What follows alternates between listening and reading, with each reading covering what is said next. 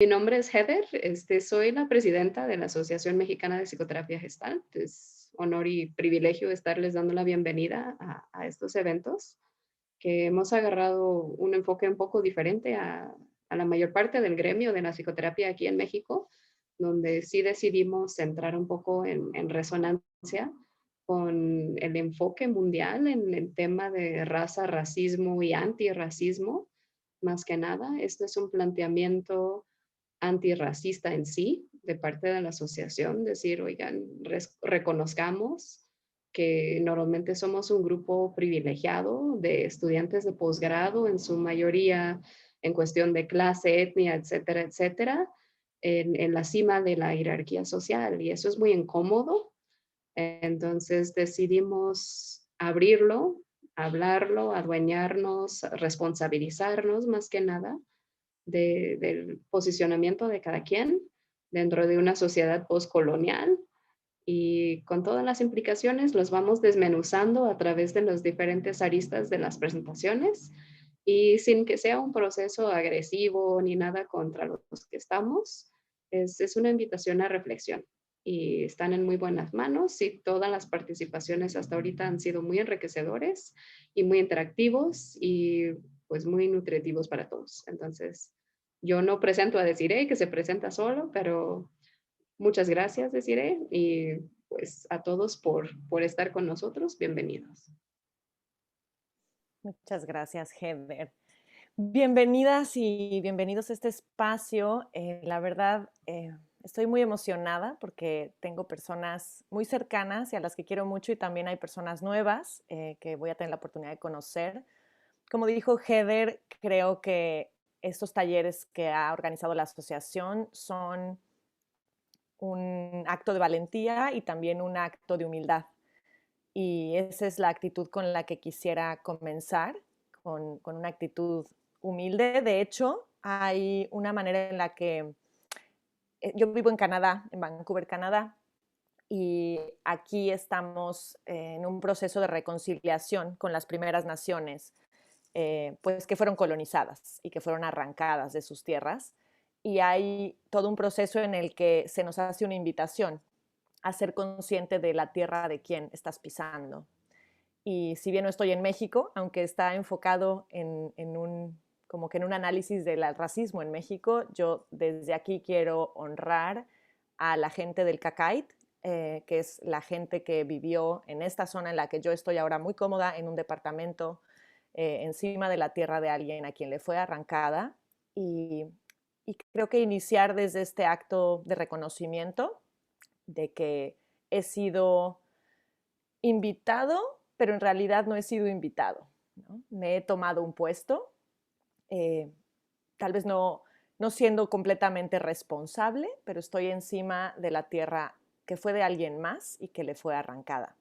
Y me gustaría que ustedes hicieran conciencia, ahora les voy a pedir que se presenten para conocer un poco quiénes son, de manera muy breve, pero un poco su nombre, de dónde vienen, y también si pudieran o si son conscientes de la tierra de quién pisan. Si no son conscientes de quién es, no importa, tampoco no pasa nada, pero si tienen alguna idea de qué personas nativas antes de la colonización vivieron en donde ustedes estaban, sería magnífico que pudiéramos nombrarlos. Bienvenida. Les voy a invitar a hacer un pequeño ejercicio antes de comenzar a hacer, ya irnos más a la presentación y al tema. Va a ser interactivo, pero también hay un poco de contexto. Entonces voy a compartir una presentación, algunos videos, porque creo que, al menos en México, creo que no estamos tan empapados. No sé si en Argentina o en Colorado o en Honduras esté diferente, pero está presentada también mucho contextualizada hacia México. Sin embargo, creo que es aplicable a lo demás. Así que les voy a pedir que, si se animan y se sienten cómodos y cómodas, cierren los ojos y visualicen lo que consideran su hogar. Si yo les digo, imagina tu hogar, reconoce tu hogar, ¿qué es lo primero que aparece? ¿No? Seguramente aparecerá en forma de imágenes o con personas o tal vez con naturaleza. Visualiza ese hogar. con todos los olores que contiene tu hogar, con todas las memorias que tiene ese lugar, con todos los elementos físicos y emocionales que tiene ese lugar que tú llamas hogar. Esa es tu casa, ese es tu espacio, ahí te sientes segura y seguro. Y ahora imagina que de repente tocan la puerta en este momento, aquí y ahora, y se meten a tu casa una bola de desconocidos. Te arrancan todo lo que tienes, incluyendo tu ropa, tu comida, tus hijos en muchas ocasiones. Y te avisan que a partir de ahora ese es su hogar. Y tú te vas a ir a otro lugar sin tiempo para recoger tus cosas. Simplemente te vas a ir para nunca volver.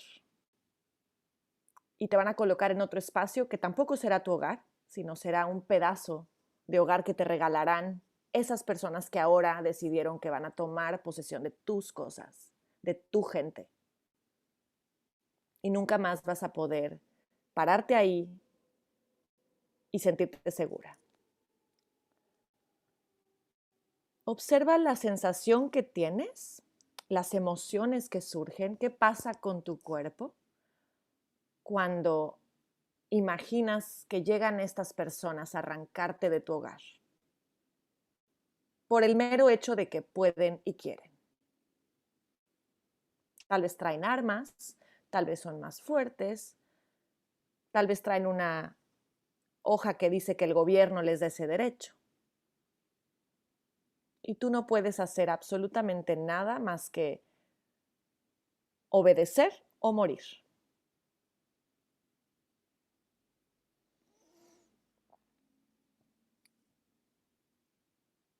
Cuando sientas que estás lista, que estás listo, puedes abrir los ojos. Y si quieren algunos de ustedes compartir un poco de el efecto que tiene solo imaginar este pequeño momento. Y si quieren compartirlo también, bienvenido. Es bien interesante porque, y ahorita sigo dando espacio, pero quiero hacer un alto y hacer notar cómo estas diferentes maneras en las que han compartido ustedes también son maneras en las que las personas que fueron colonizadas reaccionaron. Y como en el futuro nos ponemos a juzgar a la historia y nos ponemos a juzgar las posturas, tanto del conquistador, del que luchó, del que no luchó y se alió.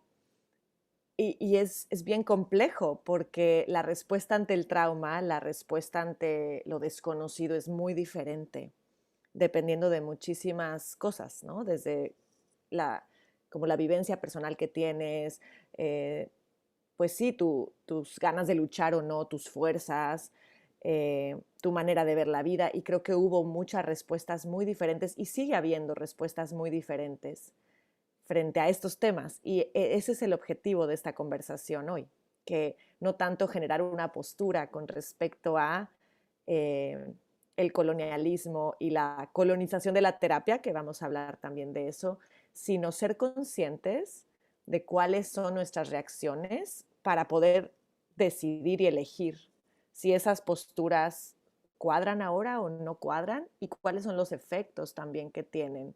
Porque como veo, hay distintas respuestas muy contrastantes. Hay un me resigno, hay un no me lo vas a quitar, hay un pues ni siquiera tenía nada, entonces ¿qué me estás quitando? ¿No? Hay un voy a llorar y me siento caliente y entonces creo que también esas son las respuestas que vamos teniendo con respecto a estos temas, incluyendo el racismo. Es como, pues no me toca, pero sí me toca, pero hasta dónde me enojo, pero sirve de algo que me enoje.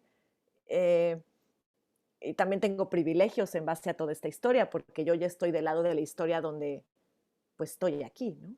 Estoy aquí, estoy en una casa, nadie me está quitando nada, es tan pasado y entonces es difícil también no sentirse asociado a ese evento también, como alguien que se privilegió,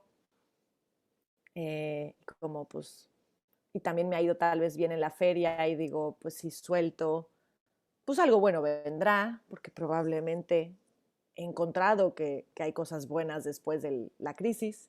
Se me hace bien bonito empezar a ver una especie de abanico de respuestas. De hecho, tocas un tema bien interesante porque la globalización de alguna manera es una forma nueva de colonización, mucho más sutil, mucho más silenciosa, aunque no es muy silenciosa, pero vamos, no llega físicamente a arrancarte de donde estás, pero sí hay como una especie de imán, ¿no? De ir generando ideologías, respuestas, consumo, maneras de vivir y de pensar, de relacionarse, que muchas personas consideran como una nueva colonización, un nuevo imperialismo, ¿no?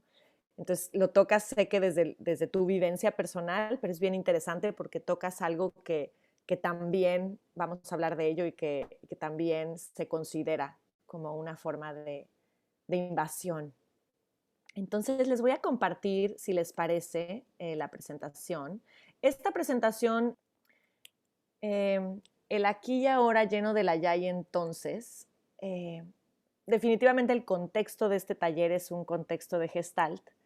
Heather y yo estamos en la Asociación Mexicana de Psicoterapia Gestalt, entonces definitivamente pues partimos de conceptualizaciones también Gestalt, ¿no? Entonces por eso utilicé pues esta manera de mirar, que la Gestalt se enfoca muchísimo en el trabajo del aquí y el ahora, lo que está pasando hoy. Pero me parece muy interesante porque es inevitable conectarlo con el allá y el entonces, que es de lo que estamos hablando. Es todo eso que estamos viviendo, cómo estoy relacionándome con los demás en la vida y también en la terapia, que también va a haber un enfoque aquí para ello, desde todo ese aprendizaje que traigo, de dónde vengo.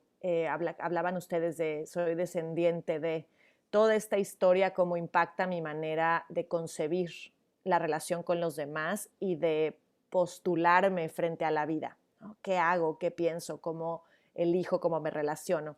Entonces, si bien vamos a hacer un poco como que una visión histórica, porque vamos a estar como considerando temas históricos, siempre es regresando a la manera en la que hoy eso está impactando en mi manera de mirar y en mi manera de mirar a los otros también. Hay 68 lenguas indígenas con 364 variantes en México. Ni siquiera creo que mencionamos nosotros 3, ¿no? Los aztecas, los mayas, en México, ¿no?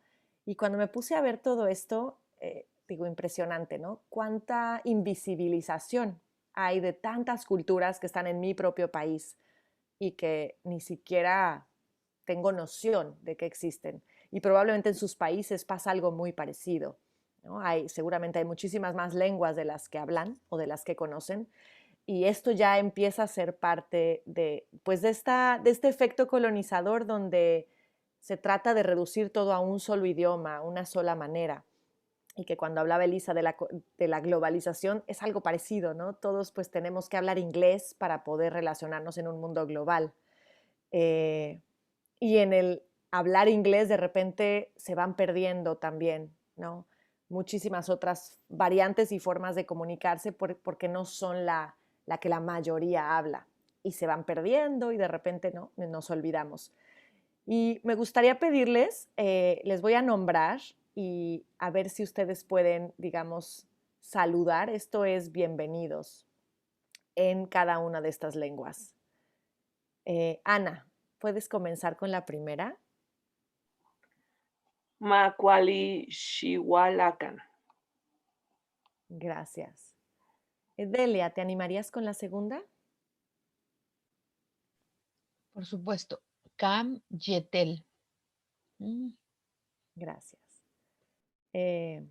Pablo, ¿te animarías con el Tzotzil?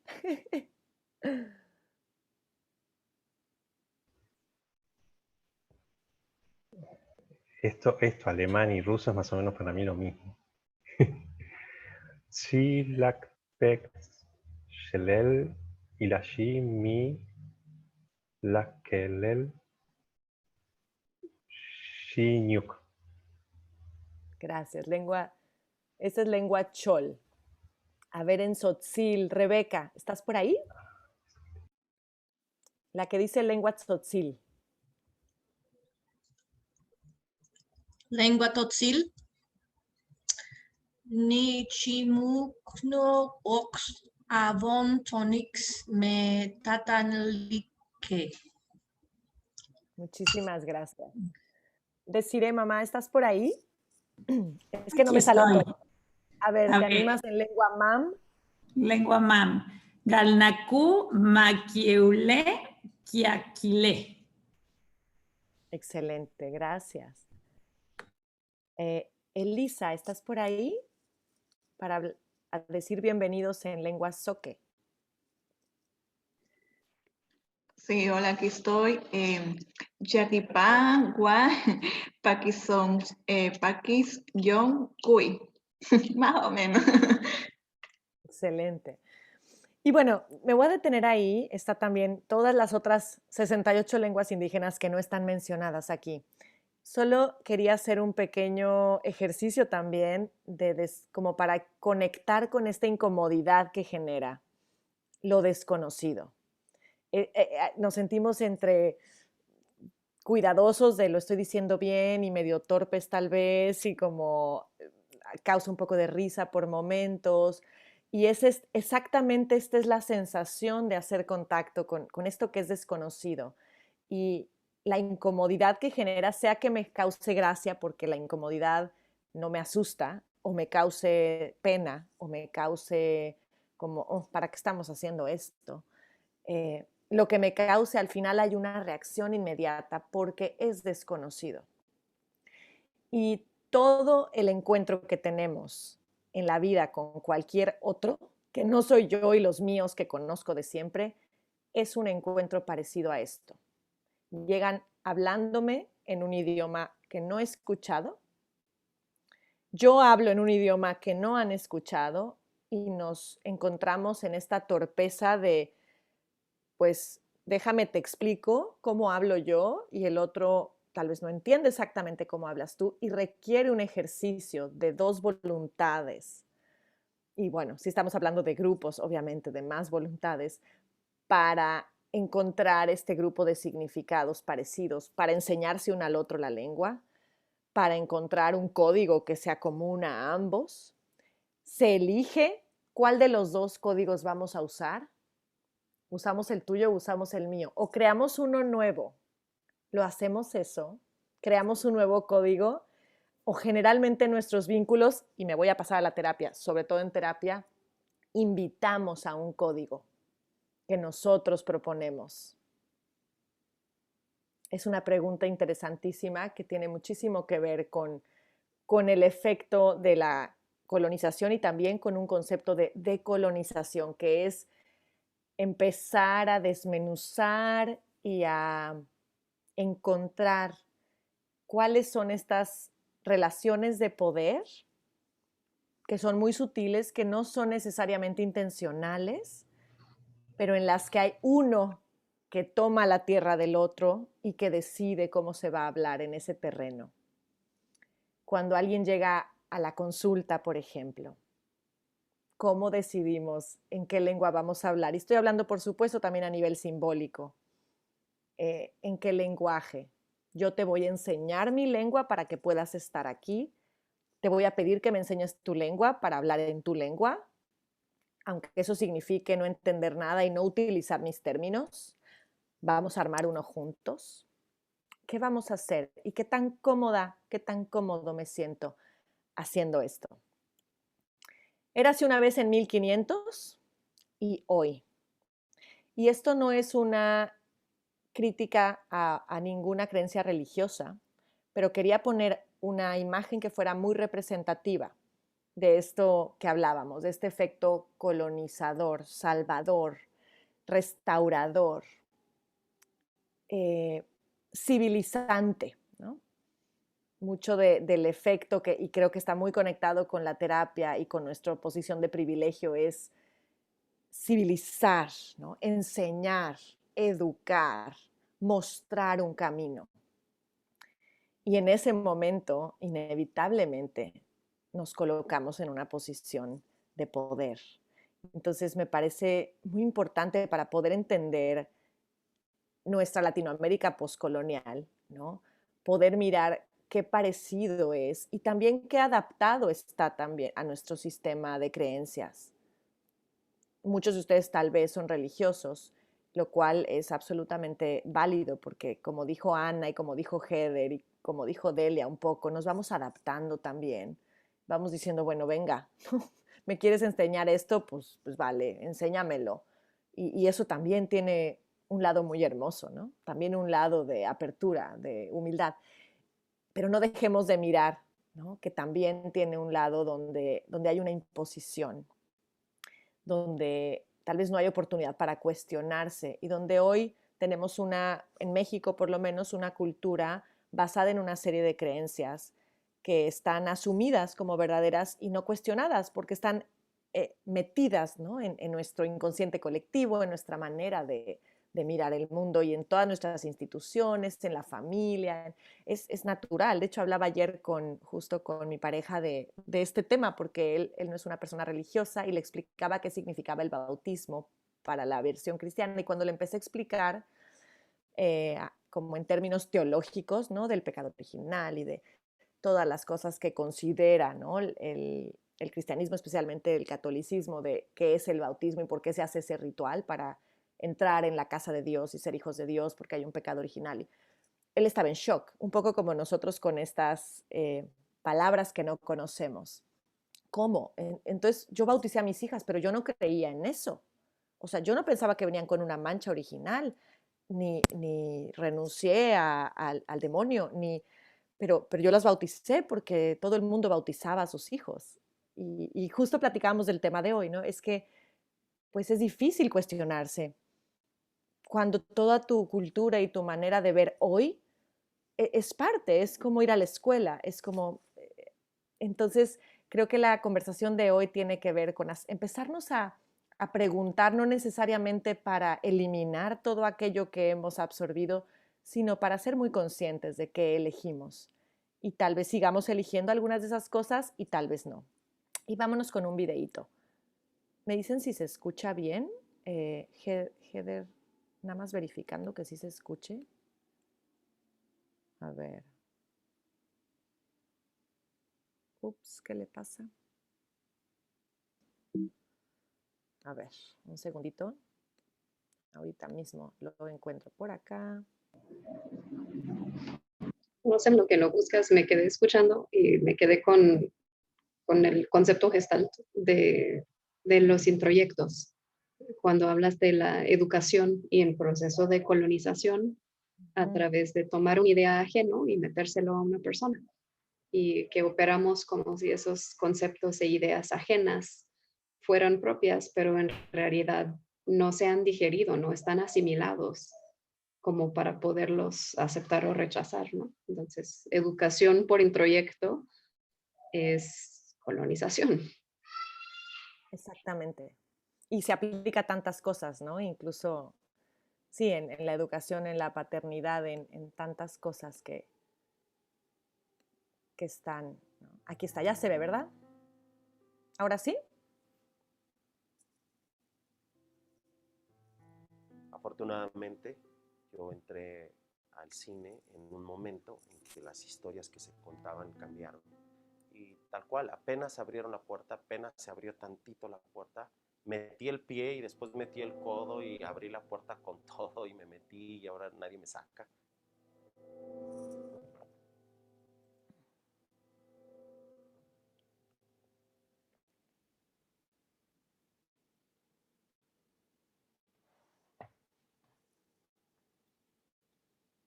Podría decir que es más fácil hablar de política, religión y fútbol en México que hablar de racismo.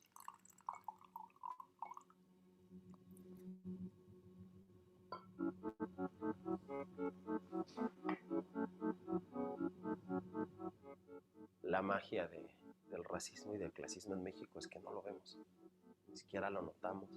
Y cuando alguien nos lo señala, nos ofendemos y nos enojamos de que nos llamen racistas o clasistas.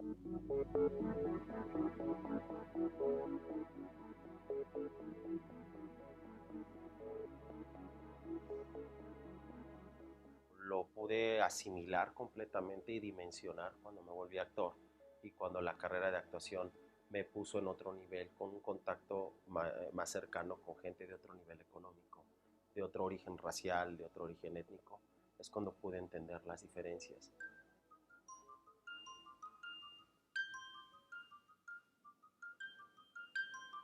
Yo me crié entre Catepec y Coacalco y pues conozco la fondita de la esquina, pero más allá de eso, pues la neta no conozco nada, ¿no? Es un mundo que me era totalmente ajeno. Pues mis referencias eran otras. Mi referencia era subirme al cerro, ¿no? Echar coto con mis compas. Mis referencias era que mi vecino era secuestrador, ¿no? Es otro mundo. Entonces, llegar a este universo donde eres totalmente ajeno, donde no entiendes nada, o sea, no solamente es llegar y tener el trabajo, es que es también llegar y pertenecer y entrar a este grupo de personas.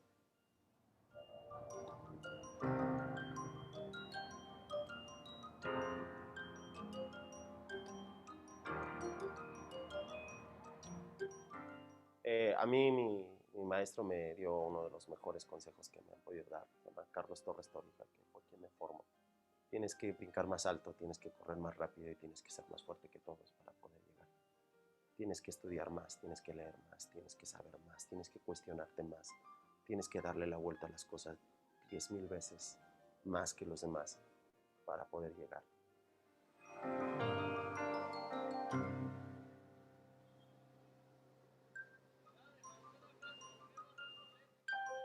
Sí, sin duda alguna y con base a los datos vemos que sí, el color de piel no es una variable por defecto, pero sí es un gran decisivo para el nivel de salario, el nivel de puesto, el tipo de empresa en el que nos podamos desenvolver. Sí es una de las variables que se está considerando desafortunadamente. Y tal vez no exprofeso, pero sí en nuestra dinámica social está todavía muy arraigado.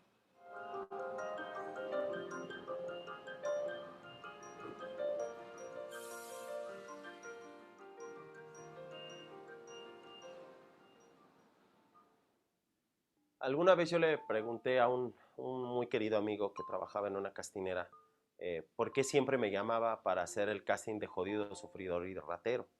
Yo le dije, siempre me estás llamando para esto y te aseguro que soy de los pocos actores que tienen 2 carreras. Yo tengo la carrera de periodismo de la UNAM y además la carrera como actor, ¿no? Que es más un oficio que una carrera. Pero bueno, en fin, le digo, tengo esta formación y ¿por qué siempre me llamas para hacer esto? Y me dijo, pues porque es lo que te piden, es porque eres moreno. Esa fue su respuesta, es porque eres moreno. Y yo me quedé de una sola pieza y le dije, bueno, tú no me puedes decir esto, cabrón, tú eres mi amigo, o sea, no me puedes tratar así. Me dijo, es que como soy tu amigo te lo estoy diciendo.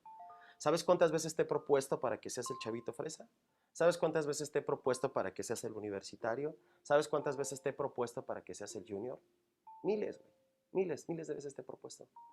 Pero me dicen, híjole, no, es que se ve muy mexicano, para no decir está muy prieto, ¿no? Y me decía también, ¿sabes cuántas veces he propuesto a actrices o actores de piel blanca para que sean el del barrio, para que sean el ratero, para que sean el violador, para que sean el pederasta?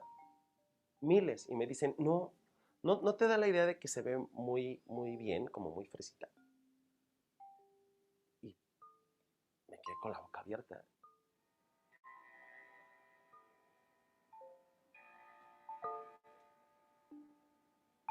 Uno de los ámbitos en donde es particularmente importante desarrollar prácticas, vamos a decirlo así, antidiscriminatorias, es en el ámbito de los medios de comunicación y de la publicidad en particular, en donde existen una tendencia bastante marcada a reproducir modelos sociales blancos, rubios incluso, se tendría que decir, que no representan en absoluto cuál es la composición social de la sociedad mexicana.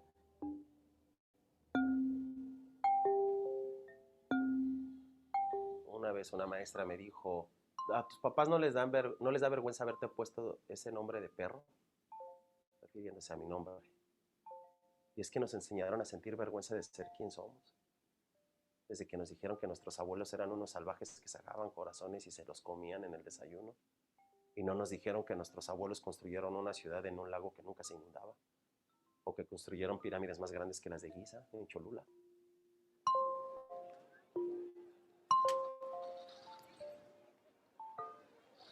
El racismo ya como un discurso, ya como una ideología, funciona en México a partir del siglo XVIII, dándole todos los atributos negativos a las personas de la raza que en ese entonces decían negroide, o de las razas que decían indígenas, ¿no? o de América.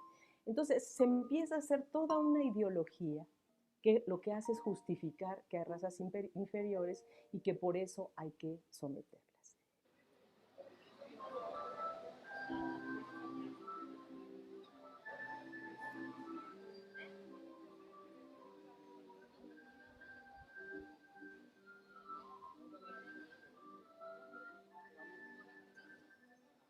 No hay nada peor que puedas hacer aquí en México que gritarle a alguien en la calle indio. Si vas en la calle y tú le dices a un microbusero, a un transeúnte, a una persona que está trabajando, a un oficinista, a quien sea, tú dile indio y vas a ver cómo se enoja. Llamo a migración, eres de Honduras, ¿no? ¿Y qué? Sí, eres de Honduras, no vengas aquí a ponerte cabrón de donde en mi venga, país. no me faltes el ¿Sí? respeto. No vengas a mi país a qué? faltarme el respeto y a faltarle el respeto a los usuarios llevándote el cable ratero.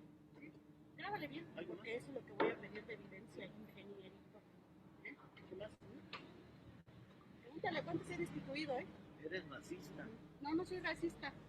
Tú eres un cojete porque vienes a trabajar en mi país. Pásale, okay. Él compró su boleto. Él compró su boleto. ¿Cuánto le costó? ¿Cuánto te costó la entrada? 34. Dale, jala.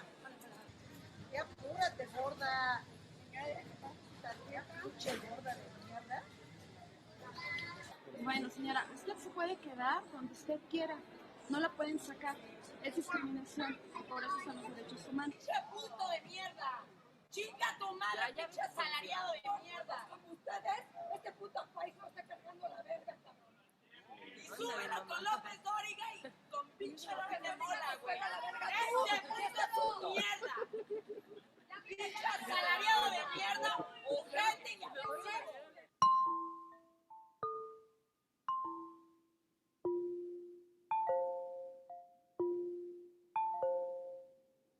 México es un país que tiene una relación muy difícil con el racismo, porque México, en primer lugar, hay que asentar que las razas no existen, y el racismo sí. El racismo es la construcción equivocada de que existen diferencias raciales entre las personas, y que esas diferencias raciales importan para el acceso a los derechos, que importan en términos del valor de una persona, que importan en términos de la capacidad de una persona o de un grupo de personas de contribuir a la sociedad. Ahí se anida el racismo, en esa idea de que el tono de piel, el fenotipo, la pertenencia étnica, todos estos elementos que componen lo que a veces se expresa equivocadamente como raza, son importantes para determinar el valor y los derechos de una persona. Cada vez que hablo del racismo o del clasismo, lo que siempre me sacan es, eres un resentido, ya vas a llorar, yo también soy moreno y gano dinero. Es que no es así. Es un sistema construido alrededor del color de la piel, del origen económico.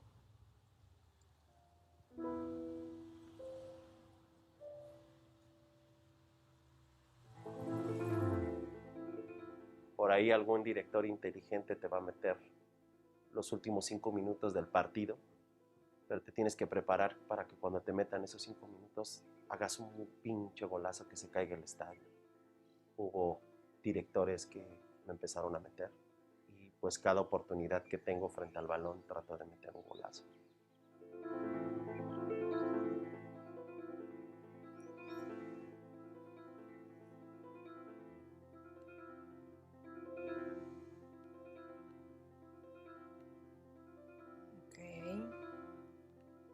Sigue sonando aquí la cosa.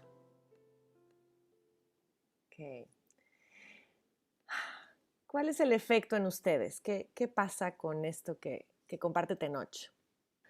Pero por compartir sobre todo pues sí, tu posición, ¿no? En ambos sentidos, tanto vulnerable como cuando has estado en la posición de no darte cuenta el efecto, ¿no? O más bien el nivel de asimilación cultural, ¿no? de cierto estatus socioeconómico en el que tal vez creces, como hablabas de esta escuela, ¿no? Y el efecto también que tiene y cómo asimilamos y terminamos adoptando también muchas de las respuestas y de las ideologías pues de una cultura que tal vez igual de origen no la tenía, pero al relacionarme yo ahí se va convirtiendo en eso. Muchísimas gracias. Voy a conectarlo también, ahorita que hablabas, pues obviamente les quise poner un contexto. Me gusta mucho el contexto que comparte Tenoch, porque precisamente él está hablando de algo parecido a lo que Ana comparte, está hablando de estos dos mundos, ¿no? Él viene de un mundo específicamente y cuando entra al mundo del cine se topa con ese otro mundo y también ya es parte de ese otro mundo, sin sentirse por completo incluido, también ya forma parte de ese grupo de privilegiados y con cierto poder, ¿no? De impactar, de dar un mensaje. Entonces, creo que él puede dar precisamente mucho el mensaje que muchos mexicanos, que nos hemos comprado también la idealización del mestizaje, he escuchado tanto esto de, bueno, pero en México al menos no nos mataron, ¿no? No mataron a los indios que estaban ahí, entonces qué bueno, o sea, los españoles no fueron tan malos, ¿no? Y entonces, bueno, digo, en la época de José Vasconcelos con toda su propuesta de la raza cósmica, José Vasconcelos, para los que no son de México, pues fue un intelectual de la élite intelectual del principio del siglo XX, ¿no? Que, bueno, tenía toda una postura sumamente racista, pero es considerado héroe nacional. Y tiene este documento, que de hecho se los voy a compartir, se llama La raza cósmica, en el correo que les voy a enviar, y donde hace como que un ensalzamiento, una idealización de esta nueva raza cósmica, que es la mezcla de varias razas, pero en un afán eugenista. Eugenista se dice eugenics, estoy pensando en inglés. Pues de selección, ¿no?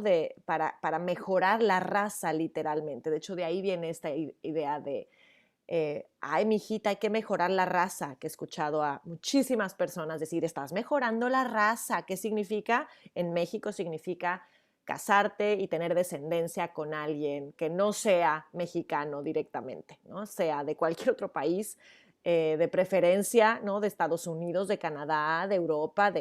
Entonces hay este comentario socialmente aceptado y no considerado racista, que es, vas a mejorar la raza y es una broma y la gente, ay, ya, ¿no? Y entonces todo esto viene desde esta idea de José Vasconcelos, que está súper metida en nuestra ideología y en la educación en México, que es la raza cósmica, es este indígena civilizado y conectado con la sociedad europea a partir del matrimonio, que genera una mejoría en la raza, obviamente cristianizado, para mejorar la raza completamente, comillas, y obviamente invitado a la modernidad que Europa trae. Entonces, la raza cósmica no es entendida de esa manera, es entendida, de hecho, la UNAM, que es la Universidad Nacional Autónoma de México, tiene su slogan, viene de José Vasconcelos, ¿no? Por mi raza hablará mi espíritu. Entonces, hay toda una conexión que suena muy lindo, porque hay este espíritu muy orgulloso del mestizaje, de aquí nos casamos con los europeos, ¿no? La Malinche tuvo hijos de Cortés, ¿no? Pero en el fondo también el mestizaje se ha utilizado como un instrumento de racialización, ¿no? Y para seguir perpetuando también esta idea racista de que gracias a que se unió el indígena con el europeo, entonces es que estamos mejor, ¿no? Entonces es muy interesante porque me gusta cómo Tenoch nos trae estos dos lados, ¿no? Como darnos cuenta que sí, nuestra realidad, yo creo que también en otros países de Latinoamérica, porque pasaron cosas muy similares, el mestizaje es nuestra bendición y nuestra maldición. Porque por una parte como que nos invita a la mesa, pero por otra parte es otro recordatorio constante, ¿no? De que somos invitados a la mesa. Gracias a eso no nos morimos o no desapareció del todo nuestra raza, como le llaman en México. Nuestra raza en México, aunque mencionaba, ¿no?, que la raza como tal no existe, ¿no? No hay diferencias raciales, ¿no? Hay grupos étnicos, pero bueno, en México se utiliza este término raza y los chicanos hablan viva la raza y es todo un movimiento que les digo que en base a la idea de José Vasconcelos, como que mi raza, o sea, de hecho es la raza, cuando dices, ¿qué onda raza? O sea, es en México el término raza es súper adoptado y por eso les digo que es nuestra bendición y nuestra maldición, porque también es una manera en la que hay un orgullo, claro que sí, ¿no? Esta es mi raza. Pero por otro lado, ese mismo es como una respuesta, un poco como Heather mencionaba, es una respuesta de, bueno, venga, ya estamos en esto, pues nos vamos a sentir muy orgullosos y ahora, es más, va a ser nuestro eslogan, ¿no? Es más, vamos a hacer un movimiento social de sí, esta es nuestra raza y somos bien mexicanos y la Virgen de Guadalupe es nuestro máximo y claro que sí, ¿no? Que está muy bonito en un lado porque hay una resiliencia impresionante, pero por otro lado está escondido toda esta historia del racismo en México. Les voy a volver a compartir la pantalla. Sí, de hecho, es como me recordaba al abuso psicológico y a la violación. Cuando hay una violación es mucho más fácil tener claridad de que eso estuvo mal, ¿no? Y tener una respuesta defensiva, ¿no? Incluso tal vez de denunciar a la persona. Es muy claro, esto me invadió y esto no debió ser. Yo no soy culpable cuando hay una violación. Cuando hay un abuso, y pensando en el abuso sexual, por ejemplo, con un familiar o con alguien que, ¿no?, sucede algo pero era bien amable conmigo, pero pues tampoco me obligó, pero yo acepté. Entonces hay una confusión inmensa y una dificultad para poder enojarse con el abuso y decir, no, esto no tenías que hacerlo, porque yo accedí y pues me convenció, pero pues yo tampoco dije que no. Entonces creo que estás hablando de algo muy parecido, pero a nivel colectivo y social, ¿no? En cuanto a pues sí, la sociedad de Estados Unidos tal vez, ¿no? Que está tan claro, fue una violación, o sea, quemaron nuestros lugares, no se mezclaron con nosotros, nos trataron de matar, ¿no? Nos hicieron un lado en reservas y en México nos sedujeron.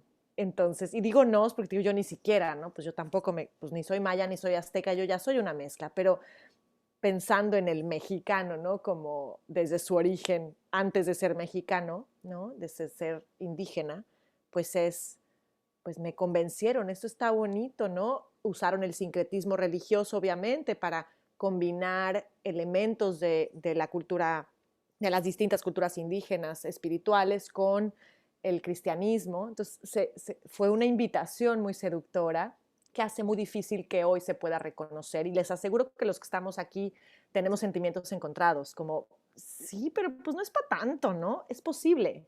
Y está bien, ¿no? Creo que es una respuesta natural. Entonces, gracias por poner este ejemplo. Aquí dice... Yo nada más quería comentar de lo bonito que es lo sistémico. Exacto, y es que eso es lo sistemático que nos cuesta trabajo entender, ¿no? Y sobre todo porque tenemos, como dijiste, y vamos a ir ahorita a la terapia, cómo se aplica esto, ¿no? En la autoayuda y en la excesiva confianza o la excesiva responsabilización a nuestros clientes, ¿no? De si tan solo te esfuerzas y te haces responsable, pues ya te pasó, ¿qué vas a hacer con eso? Tú puedes hacer algo distinto, ¿no? Y también creo que todo este discurso de darle también, por una parte, culpar a la víctima, ¿no? Como, pues, no te has esforzado tanto, y he escuchado esto muchísimas veces. Bueno, pero hay otra gente que trabaja, o sea, estos trabajan. Sí, pero para poder llegar a ese lugar donde dices, pues, trabájale más duro, como le dijeron a este Tenoch, ¿no? Es porque no se ha comprendido que hay fuerzas sistemáticas, como dice Heather, ¿no? Y sistemático es como planeado, organizado, metido, ¿no? en la manera en la que funciona la sociedad, ¿no? Como con las piezas bien colocadas. No es tan fácil, ¿no? Salir, por ejemplo, de la pobreza o salir de un estado de violencia. No es tan sencillo como decir, bueno, esfuérzate más, ¿no? Tal vez tú tienes que esforzarte 10 veces más que los otros, pero pues otros han podido. Mira Tenoch, que es actor, tú también. Pero las fuerzas sociales, económicas son tan fuertes que estamos dejando de mirar que no es una cuestión de esfuerzo, ¿no? Hay gente que puede luchar muchísimo y esforzarse lo mismo que tú y no llegar ni a donde tú estás. No logra salir tal vez porque estas fuerzas de tengo hambre y tengo que comer y tengo que ir a trabajar y tengo que trabajar 12 horas al día y mis hijos se quedan solos porque no tengo con quién dejarlos. Entonces, vamos a trabajar en la asertividad en la familia, sí, pero primero, ¿cómo le hago para darles de comer y no dejarlos solos? Sí, quiero tener comunicación, pero ¿cómo le hago si trabajo 14 horas al día? Porque si no, no traigo el pan, ¿no? Entonces, creo que como terapeutas también es bien importante que incluyamos como estos aspectos sociales. Les voy a leer una frase que me encanta de Calle 13, de una canción. Soy la que dejaron, soy lo que dejaron, soy toda la sobra de lo que se robaron. Un pueblo escondido en la cima, mi piel es de cuero, por eso aguanta cualquier clima. Soy América Latina, un pueblo sin piernas pero que camina. Calle 13. Bueno, aquí es un poco como una perspectiva de cómo veían, ¿no?, los colonizadores América Latina. Había de todo entre los indígenas de América, pero ninguna de las culturas nativas conocía el hierro ni el arado, ni el vidrio ni la pólvora, ni empleaba la rueda. La civilización que se abatió sobre estas tierras desde otro lado del mar vivía la explosión creadora del Renacimiento, y América parecía como una invención más. Junto a la imprenta, a la brújula, daba nacimiento a la edad moderna. Entonces, cuando hablamos de decolonización o descolonización, no se preocupen porque ambas están correctas. Hay muchos artículos que dicen decolonización y otros dicen descolonización y hay como, ¿es lo mismo? Sí, es lo mismo. Cuando hablamos de la colonización es todo este proceso político, ¿no? De que una nación o un grupo de personas invade otro como convirtiéndolo en su propia nación, ¿no? Entonces se conoce más bien como este proceso político. Y a la colonialidad, que igual y si se ponen a leer un poco más van a oír esto, sobre todo en escritores latinoamericanos, que cuando hablan de colonización, si bien suena lo mismo, colonialidad y colonización, se refieren muchas veces la colonialidad como la experiencia y efectos sociales e ideológicos de la colonización y la colonización como este movimiento político y económico de invasión y de asentarse en un lugar para hacer lo suyo.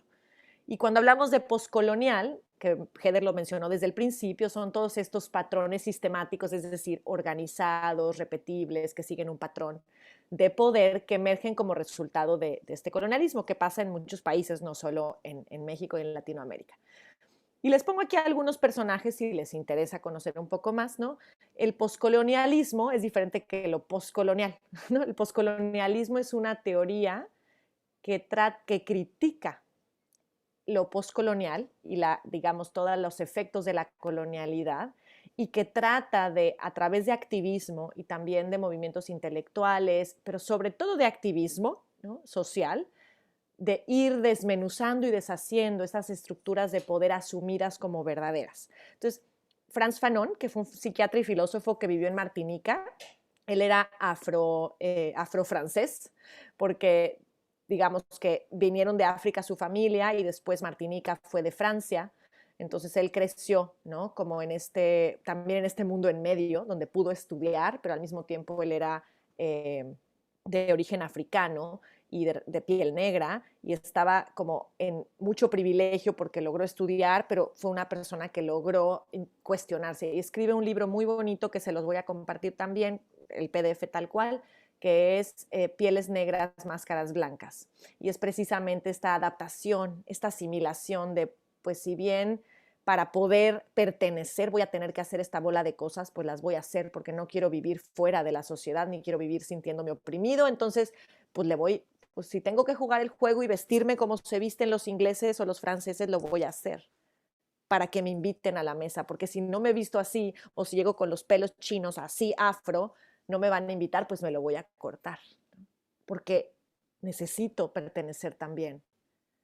Entonces Frantz Fanon hace como que una revisión muy compasiva, es crítica, pero es compasiva de estas posiciones en las que estamos, en las que por una parte quiere regresar a la voz original, sin máscara, pero por otra parte reconoce que en un sistema social de esta manera, si no te adaptas y te enmascaras con la serie de reglas sociales que los colonizadores dicen que es lo correcto, lo civilizado, lo moderno, pues no vas a entrar. Entonces, como Tenoch, vas a ir a los Óscares vestido así, te tienes que comprar un traje de tal cosa. No, pero yo estoy bien a gusto como estoy vestido. Pues, ¿quieres ser invitado o no? ¿Qué dilema, no? Y creo que muchos de nosotros estamos viviendo también estos dilemas en nuestros propios, algunos somos migrantes también, yo en Canadá, algunos en Estados Unidos, y luego los que están en su propio país, que tuvieron el beneficio de tener internet, ¿no? Y de estar aquí sentados, probablemente se encuentren también en estos dilemas. Gandhi se considera un postcolonialista, ¿no? Gandhi, Mahatma Gandhi de India. Y aquí les pongo varios, y pongo aquí Heder, Eduardo, Delia, Linet, Rafa, ustedes, porque el postcolonialismo, lo que tiene tan bonito es que no tiene que ser un grupo de intelectuales que hayan estudiado eso, sino que todo nació de activistas sociales, personas en la calle afuera que están viviendo eso, que vivieron los efectos coloniales y que dijeron no. Algunos de ellos se pusieron a escribirlo, otros como Gandhi se pusieron de activistas sociales como a vivirlo, ¿no? Otros como nosotros pues en conversaciones donde podemos. Entonces el poscolonialismo es un movimiento muy dinámico y que se alimenta de las voces conscientes que están queriendo cuestionar algunos de estos sistemas. Entonces estamos incluidos todos en este proceso. Y creo que la parte más importante es terminar con estos discursos dualistas, ¿no? Con esta división precisamente de el mundo moderno y el mundo antiguo, ¿no? Que es como que esta división de, ya trajimos la modernidad, esto es civilización, estos son salvajes, ¿no? Esto es cristianismo, lo otro es superstición, ¿no? Esto es primer mundo, esto es tercer mundo. Todo este tema donde se están confrontando y volviendo duales, ¿no? Realidades que son en realidad mezcladas, ¿no? En vez de hablar, por ejemplo, de religiones y maneras de concebir a un ser superior, no, se considera esto es cristianismo, esto no es cristianismo, o esto sea otra religión y esto es superstición. Esas son ideas mágicas, esto son locuras, ¿no? Eso es esoterismo y como de manera así medio cuestionadora, ¿no? Verdadera terapia, pseudoterapia. Los que somos terapeutas también nos vamos bien rápido a la... no, es que esto es verdadera terapia porque esta persona pues sí estudió. Todo lo otro son pseudoterapias. Y sin querer, al llamar pseudoterapias, por ejemplo, a prácticas indígenas ancestrales, ¿no? Que tienen muchísimos años, ¿no? de ser como un medio de sanación en ciertas comunidades, pero eso es pseudoterapia porque no fueron a la universidad. Salud, enfermedad, ¿no? ¿Quién está saludable, quién no? ¿Quién está loco, quién no? ¿Quién no amerita ser internado en un psiquiátrico, quién no? Funcional, disfuncional, que también en terapia, pues que en esta búsqueda de, pues esta persona no es muy funcional, queremos ayudarla a que sea funcional. Ya estamos sin querer entrando en estos discursos duales, ¿no? Y bueno, también cuerpo y mente espíritu, que también viene mucho de la idea colonial postcartesiana, ¿no? Después de Descartes, que tiene esta idea de pienso, luego existo. Entonces, todo lo que es del cuerpo es como separado, o sea, todo es hacia la cabeza. El cuerpo es una cosa y la mente es otra cosa. Y para civilizarnos hay que trabajar con la mente y hay que ser racionales y no hay que ser tan emocionales. Y el cuerpo no es parte de la mente, es como que un instrumento, pero todo esto de bailar y moverse y tocar con tambores y ¿eso qué? ¿No? Hay que entenderlo, hay que escribirlo. Entonces, para que empiecen a ver también ustedes en su formación de vida y también como terapeutas, cuáles son, ¿no? estos discursos dualistas que tenemos.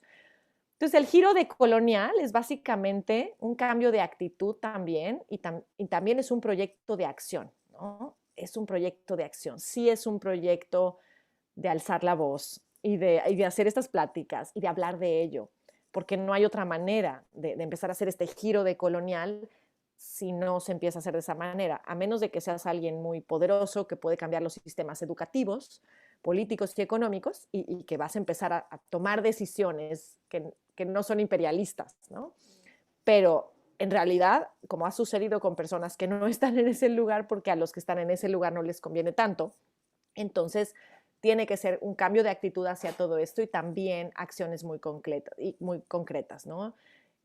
Artísticas también, ¿no? Intelectuales.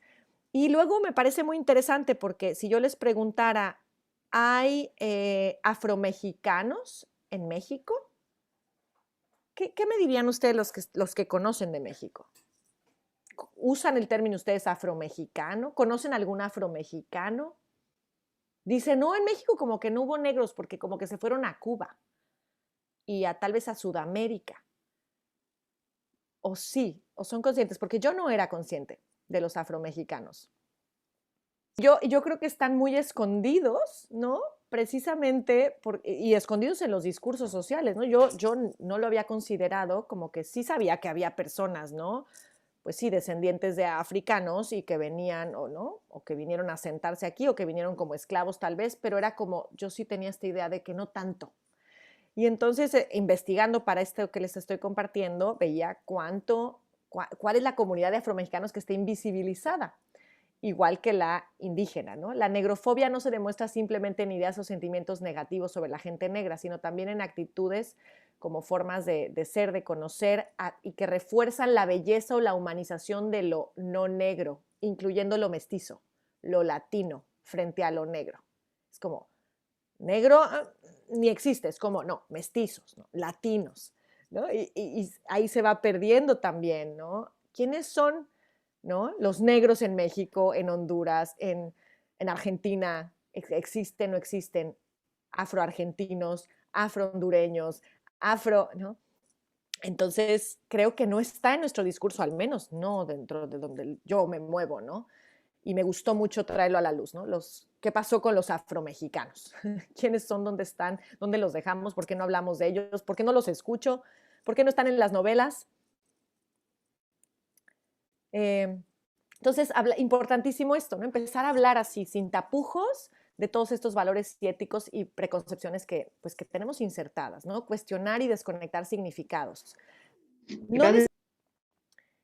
Entonces, bueno, continuando como a esta decolonización en la terapia, básicamente es como desacomodar nuestra estructura colonial en la terapia y en la academia, que la academia pues es donde estudiamos, donde hayamos estudiado, sea una universidad patito, una universidad muy reconocida mundialmente, no importa, donde hayamos estudiado, la manera en la que construimos nuestro conocimiento, desacomodarla, y por eso les pongo esta imagen de Frida deconstruida, porque es como deconstruir, no necesariamente para desaparecer, porque va a haber muchas cosas que sigamos teniendo y que integremos, pero poder elegir nuevamente, como acomodarlas con esta conciencia, ¿no? No vamos a desaparecer nuestra realidad histórica, ni vamos a desaparecer los conceptos de terapia que vienen de Europa, de Estados Unidos, ¿no? De distintos lugares donde se generan, ¿no? Los libros que nos ponen en la universidad, pero sí poder desacomodarla y cuestionarla, ¿no? Y ponernos a preguntar qué podemos conocer, qué cuenta como conocimiento, qué es conocimiento, porque conocimiento de repente, ¿no? Cuando es vernáculo, cuando es como muy coloquial, pero ¿sabe? ¿O lo estudió? ¿De dónde lo dice? ¿Tiene una validez científica? ¿O por qué lo menciona, no?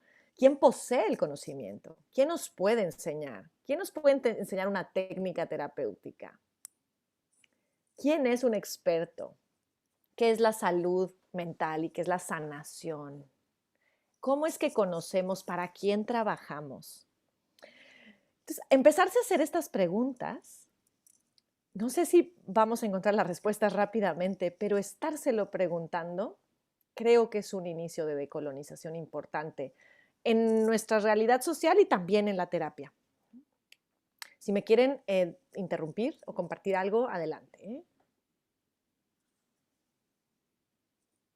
¿Vamos bien? No hay comentarios. Me dicen, y Heather, si yo no veo, porque luego tengo como que poquitas personas al lado, tú me dices y me interrumpes para darle voz a quien quiera hablar. Bueno, entonces estamos como queriendo invitarles a una desobediencia epistémica, bla, bla, bla. Epistémica es lo que conocemos y lo que se supone que debemos conocer. O sea, una desobediencia de lo que ya conocemos y lo que se supone deberíamos conocer, y explorar como otras maneras distintas. Y también empezar a contar nuestra propia historia con nuestros términos, nuestros sentimientos, nuestros significados. ¿Y qué significa eso? Y lo llevamos también desde tu familia, ¿no? ¿Cuál es tu propia historia? Y también individualmente se va. Y luego también como mexicanos. ¿Qué historia queremos empezar a contar? ¿Qué historia le contamos a nuestros hijos de México? Cuando vamos a un país diferente o conocemos a una persona que es de otro país, ¿qué historia contamos de nuestro México? Y la que contamos es un poco como réplica de, pues, ¿no? Eso es, o es como la que nosotros percibimos, o es la que tenemos ganas de que conozcan de México, y todas se valen, pero es darte la oportunidad de contar tu historia, quién eres como mexicano. Por acá lo van a tener. Entonces, bueno, me quiero enfocar en también un momentito y escuchar su opinión acerca de estos colonialismos psicológicos y el etnocentrismo, que es esta, pues obviamente, percepción de las cosas desde mis lentes, ¿no?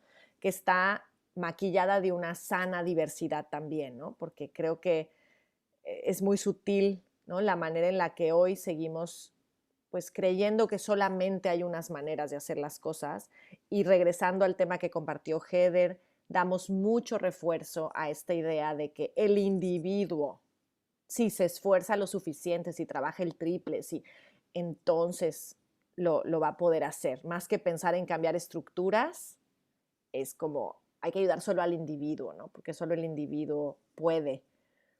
Y quisiera escuchar un poco su opinión, ¿no? Por ejemplo, me ponía a cuestionarme la autoayuda, ¿no? Todo esto de autoayuda, ¿no?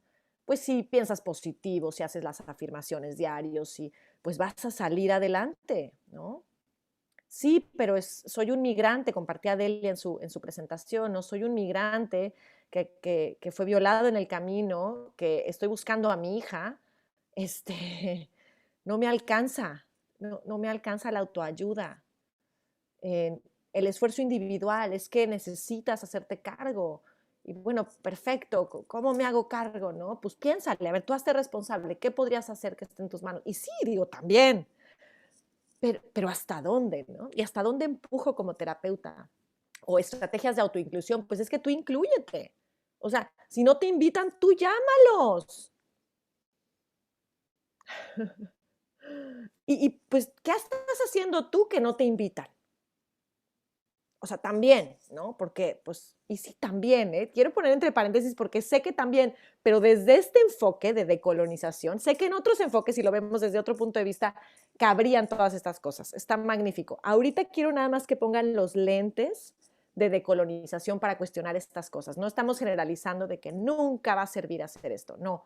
Quiero que solo para este tema, como que tratemos de hacer un zoom in y pongamos estas preguntas en base a eso, no se me vayan ay, no, entonces ya nunca más, está diciendo Desiree que nunca más, pero sí para estos temas de racismo, ¿no? Y de injusticia social y de que la persona se siente oprimida y excluida o violentada, y cómo podemos llegar a violentar sin querer, diciendo como, bueno, pero ¿tú qué estás haciendo para que no te incluyes? O sea, pues no sé, voy en chanclas y ellos van en tacones. Oye, pues ¿por qué no intentas también los tacones para que te incluyan? Digo esto, lo pienso. Importación de conceptos y significados también. Experimentos sin un soporte relacional, experimentos, ¿no? Como de, bueno, vamos a probar esto y sin que haya el soporte para que, ¿no?, las personas que acuden realmente puedan sostener eso, y sin ser consciente también de estos temas traumáticos que son no solo individuales, sino tal vez colectivos o de racismo. ¿Qué piensan ustedes de esto? Me gustaría escuchar un poco sus opiniones. Todos estos temas que creo que se omiten, ¿no? Creo que nos enfocamos mucho en la historia individual, cuando tratamos de explorar quién eres tú. Y quién eres tú es quiénes son tus papás, y qué te preocupa ahora, y cuál es tu relación con tus hijos, y en qué trabajas, y dónde vives. Y creo que, digo, igual y estoy equivocándome, porque tal vez muchos de ustedes están incluyendo estos temas étnicos, intergeneracionales y también de experiencia de trauma, ¿no? Intergeneracional. Pero creo que deberíamos también incluirlo como parte de nuestra curiosidad y de nuestra exploración, cómo se vive esa persona, qué trae incorporado, qué trae encarnado, no nada más de la parte individual y de su historia familiar, sino de su historia cultural, cómo impacta el ser de esa cultura viviendo en tal otro lado en su experiencia de vida. Y creo que empezar a hacer estas preguntas con esta curiosidad es parte también ya de empezar a incluir esto y considerarlo y no dejarlo como fuera de la mesa. Bueno, es que eso es de su cultura, o sea, eso es como el color por ahí que está guardadito, pero no, yo quiero saber cómo se lleva con su esposo, ¿no? Sí, pero creo que estamos dejando de lado muchas cosas. La pizarra. Les voy a pedir, arriba pueden poner, aquí puse un pizarroncito, ¿no? Entonces, si ustedes se van al Zoom hasta arriba, va a haber como que un menú donde pueden poner anotar o annotate, si estás en inglés, Ana, anotar, hasta arriba, eso, perfecto, ahí está Mónica, ¿ya lo encontraron? Ok, voy a hacer una línea, a ver, espérenme, dibujar una línea aquí, vamos a hacer una línea, esta es la línea, ¿ok? Entonces, les voy a pedir que cada uno de ustedes elija una especie, una estampita. Aquí hay estampitas, ¿no? Entonces, no, hay una estrellita, hay un corazón, hay un signo de interrogación. Escojan una que les represente, o sea, y pueden cambiarle el color si quieren. Entonces, nos vamos a colocar todos encima de la línea. Haz de cuenta, yo voy a hacer aquí una estrellita, ¿no? Ahí está Ana, con su estrellita, cada quien elija una. Y perfecto, Mónica es el signo de interrogación. ¿Ya todos pudieron? ¿Encontraron dónde está? Ok. Ahí está Jocelyn, el corazón. Perfecto. Heather también el signo de interrogación. Así todos vayan colocándose y van a utilizar ese mismo simbolito para lo que les voy a invitar a hacer. Entonces, aquí estoy compartiendo. Ya dejé de compartir, ¿no? ¿Qué le pasó? Ah, no, aquí está. Les voy a ir haciendo preguntas, ¿ok? Y de ahí ustedes, si me responden que sí, se van a quedar en la rayita. Si me responden que no, van a ir bajando de la rayita, ¿ok? Entonces, tengo doctorado y si no tienen doctorado, se van a colocar como que van a bajar en la línea, van a poner su mismo simbolito, como vamos a ir bajando en una misma línea recta, la línea en la que está va a ser su línea, ya sea que se queden donde están o que van a ir bajando, bajando, bajando, ¿ok? Entonces, si no tienen doctorado, se van a ir para abajo, si tienen doctorado, se van a quedar ahí, en su línea de privilegio, ¿ok? Ok, ahora, ¿tienes maestría? Si sí tienes maestría, te quedas donde estás, y si no, no. Ok, ¿tienes una licenciatura? Si sí tienes, te quedas. Si no tienes, le picas. Ok. ¿Hablas inglés? El que no habla inglés se pone más abajito en la línea. Vuelve a colocar. El que sí habla inglés se queda. ¿Tienes empleados domésticos o has tenido empleados domésticos en casa que te ayuden con las labores domésticas? ¿Ahora o en el pasado?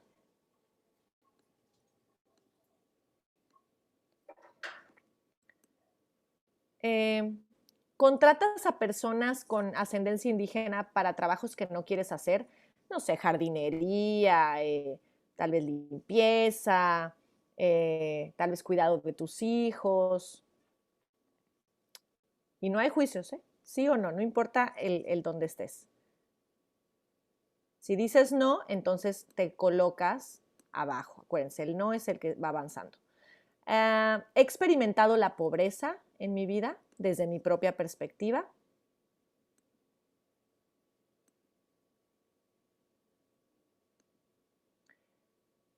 ¿Tengo ascendencia indígena o afro-mexicana?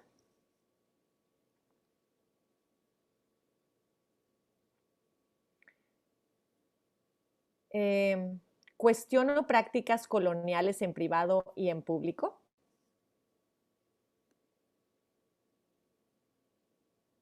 Aquí Perdón, va a ser al ¿el revés. sí ¿Sí digo es sí? coloco Sí. o no? No, el sí coloco, exacto. Aquí va a ser al revés. Aquí es, si digo sí, me voy a colocar. Y si digo no, no cuestiono prácticas coloniales, me quedo donde estaba. Perdón que aquí cometí el error. ¿Tengo un concepto de salud o funcionalidad? Si digo sí, me quedo donde estoy. Si digo no, me bajo. ¿Ok?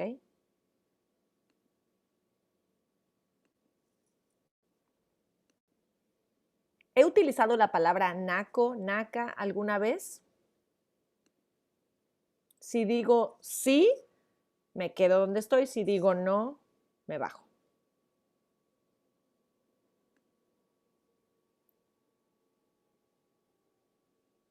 Me he referido a personas de distintos contextos étnicos, sociales, culturales, económicos e intelectuales de manera condescendiente.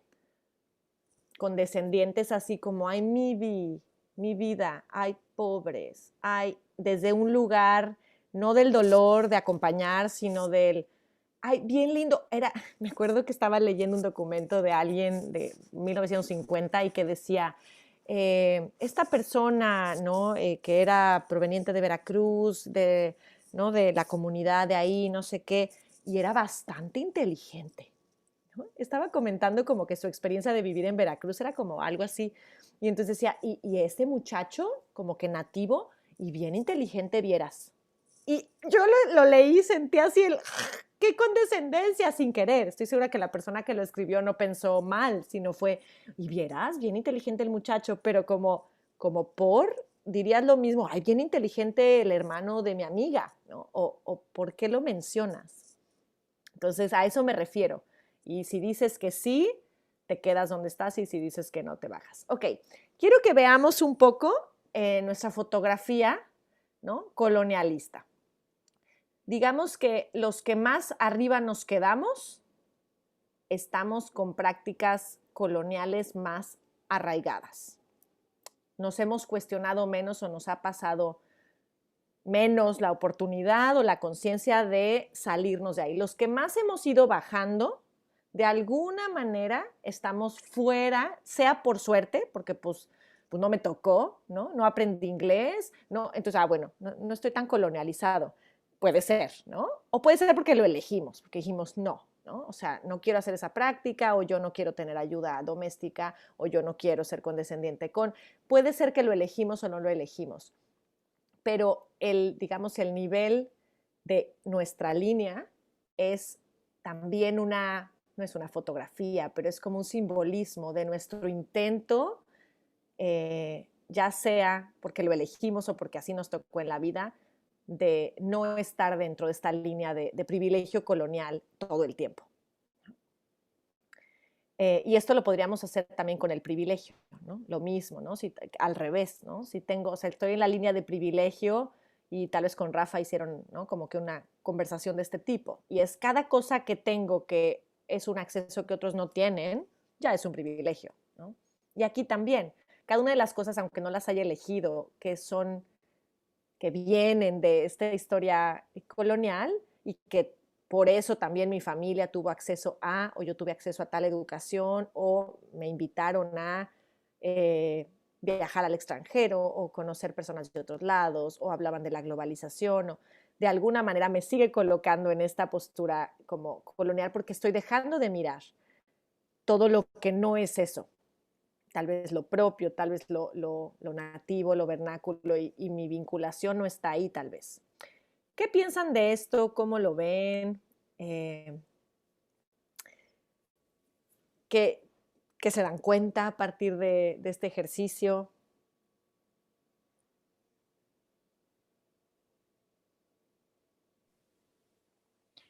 Pues quisiera compartir un poco mi experiencia, ¿no? Creo que a lo largo de toda la plática, Por un lado, me sorprende mucho mirar el video del actor, ¿no? Creo que no, nunca me había puesto a pensar, ¿no? Cómo estábamos en México en cuestión del racismo. Yo provengo de una familia humilde, mis padres vivieron vienen de vecindades en la Ciudad de México y tuve el privilegio de estudiar, ¿no? Hace poco me di cuenta que soy la única mujer en mi casa que tiene una licenciatura, por ejemplo, ¿no? Y entonces, como tomar conciencia de estas cosas, creo que sí me ha colocado como terapeuta, también desde, pues, mirar con otros ojos, ¿no? Y estar en el acompañamiento desde otra parte. Mm, no me considero una mujer que sea racista, sin Ujú. embargo, pues, en algún momento creo que sí he hecho comentarios racistas, ¿no? Y también creo que he sufrido una parte donde nunca me he sentido rubia y también me he sentido menos por mi color de piel o por donde vengo o por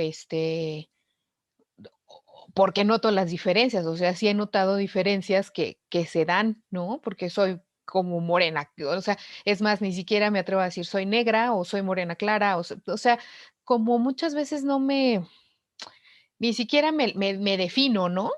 No sé si porque es como me da pena o porque ni me importaba, pero bueno, sí me sorprende que existan estos temas que a lo mejor no los tenía como tan conscientes. Y desde ahí creo que sí me he colocado diferente en la terapia, ¿no? Sí me pregunto mucho, ¿quién es el funcional, él o yo? ¿O por qué digo que la otra persona es disfuncional y yo estoy funcionando súper bien y desde ahí lo voy a ayudar? Eso siempre me lo he preguntado. El último trabajo que realicé, trabajaba con muchas personas, de descendencia africana y haitianos, donde el color de piel era, pues, muy característico. Ellos eran negros. A mí me parecían, fantásticos esos colores de piel y que yo nunca había tenido contacto con personas africanas o haitianas. Y, y creo que sí fui muy consciente de nunca hacer una diferencia, ¿no? Em Pero creo que sí, o sea, sí es un tema que nos toca y que como terapeutas creo que tenemos que ser muy cuidadosos en dónde me coloco y qué relaciones como de poder empiezo a hacer, por yo tener como el rol de terapeuta. Y ahí siempre he estado como muy consciente de ello. Eso siempre me preocupa, me ocupa y siempre estoy como muy en esa línea de ser cuidadosa, de escuchar más la historia, ¿no? Me encanta cuando dices, creo que debemos de mirar al paciente en todo un global, porque de momento nos enfocamos solo en esta parte tan individual y creo que hay todo un sistema social que también lo está conteniendo y que muchas veces no lo ponemos en terapia, ¿no? No lo ponemos ahí. Y entonces le decimos, busca redes de apoyo, no, pues espérate, a lo mejor no va a haber redes de apoyo porque en ese momento de verdad está totalmente todo derrumbado. Entonces, me ha hecho cuestionarme muchas cosas y como hacer consciente muchas otras, ¿no? De todo lo que has ido compartiendo. Muchas gracias, Delia. Gracias por No, muchas gracias a compartir. ti. Ujú. Mm.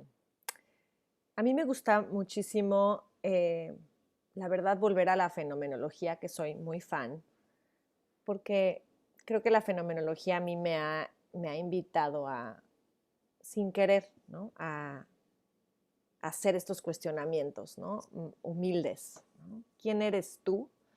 ¿No? ¿Cómo puedo acercarme a ti desde quien tú eres? ¿Cuánto y cómo puedo acercarme sin invadir? ¿No? ¿Qué de lo que traigo conmigo podría interrumpir la posibilidad de conocer quién tú eres? ¿No? ¿Y de dónde vienes? Entonces, todo el tiempo y las preguntas iniciales que les ponía de qué puedo conocer, qué puedo conocer realmente, qué es conocer, quién eres tú, cómo me acerco a ti. Creo que regresar a esta actitud fenomenológica para mí es siempre un buen punto de partida sin adentrarme tanto en estos análisis sociales, culturales, ideológicos, ¿no? Que tal vez requieren como más, no sé, más tiempo de lectura y más cuestionamiento y más contexto histórico y a veces tal vez no tengo ese tiempo, tal vez no he tenido la oportunidad de estudiarlo y demás. pero creo que las preguntas fenomenológicas, ¿no? Sin tener que tener todo ese contexto, de alguna manera nos pueden aportar mucho para aquellos que tal vez no tenemos el tiempo o la oportunidad en este momento, ¿no? De conocer más a fondo, aunque les invito a que lo hagamos. Vamos, también conozco que no es tan sencillo como voy a poner a leer 3 artículos sobre el racismo, voy a ver un documental. A veces no tenemos tiempo, pero si regresamos a esta base muy humilde, creo que podemos también estar haciendo este trabajo de manera muy directa, aunque no sea tan académica, aunque no sea usando las palabras de colonización, no necesariamente las tengo que usar, es el fondo actitudinal, la manera en la que estoy frente a los otros y la manera en la que estoy en las conversaciones, no solo en la terapia, sino en mi mundo social. Cuando sale este tema, ¿qué postura pongo? ¿Qué preguntas invito a hacer? ¿Cómo miro yo lo que están platicando? ¿Cómo respondo a ello?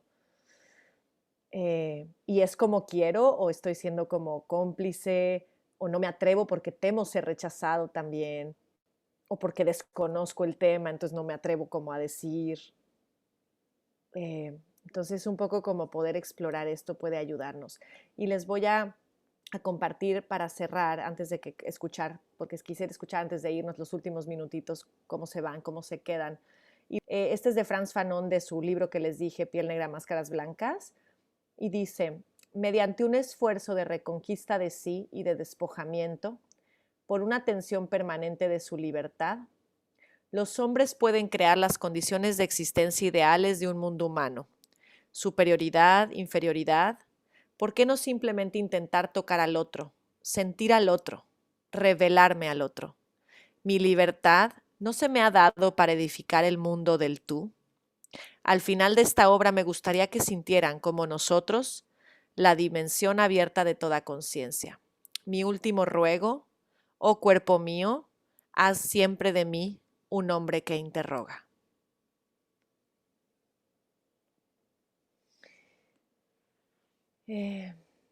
¿Cómo están?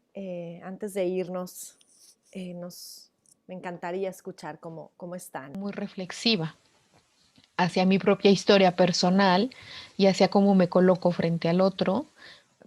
O sea, mis prácticas como terapeuta, pero también conmigo, con las relaciones que tengo con el otro, porque creo que esto impacta desde cómo me relaciono, si me subo a un camión y cómo trato al otro. A veces es que es como muy amplio, pero sí me quedo como muy reflexiva.